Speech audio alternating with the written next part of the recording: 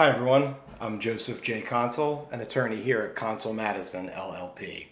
Today we're going to talk about a fascinating but often complex area of real estate in Philadelphia, sheriff sales.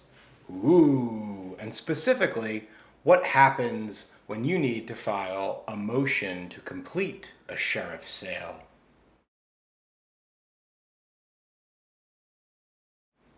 Now, if you're familiar, the Office of the Sheriff of Philadelphia conducts monthly auctions of properties that are in default. Default means people haven't paid their mortgages or haven't paid taxes owed to the city.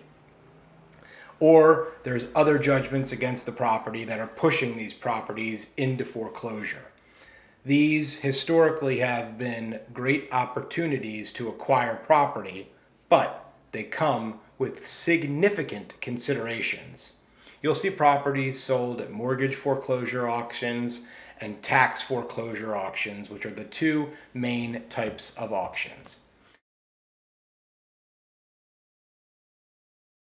My number one piece of advice right off the bat, before you even think about bidding, please do a thorough title search, or at the very least, deeply investigate the property's title history.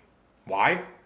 Because some properties can be sold subject to prior mortgages and debts, and you don't want any surprises after you've made that winning bid.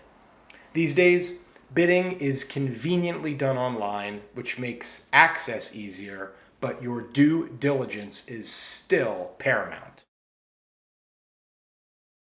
While the upside of purchasing a property at a sheriff's sale is clear, you'll get a property likely at a significant discount versus purchasing it on the open market. There's one major drawback we all too often see at my law office. That is, litigation required after the sale. You must be prepared for this. It's common for an interested third party to file a petition to redeem the party, for example, which means try to get the property back. Or the previous owner of the property might file to redeem the property, which means they try to invalidate the sale and take the property back from you. You will have wasted your time, and you're effectively then bugging and begging to get your money back from the city. And then there's the scenario that we're talking about today, when you're the winning bidder at sheriff's sale, but the sale is not finalized. This is where a motion to complete the terms of the sheriff's sale becomes necessary. And believe me, having an experienced Philadelphia sheriff's sale lawyer like myself and my firm on your side during these moments is absolutely invaluable, because it's sort of a weird, complicated process.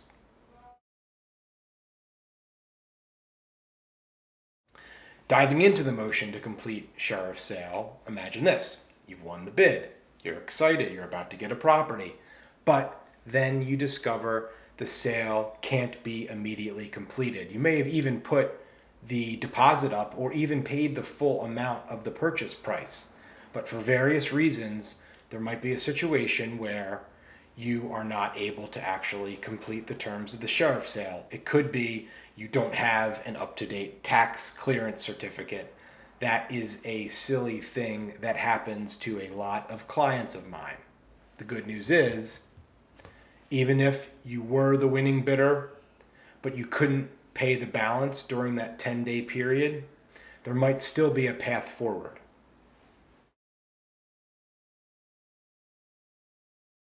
It could be also that you put your deposit down, the 10% deposit required, but you're unable to pay the remainder of the balance during that 10-day period that the city requires you to pay that balance.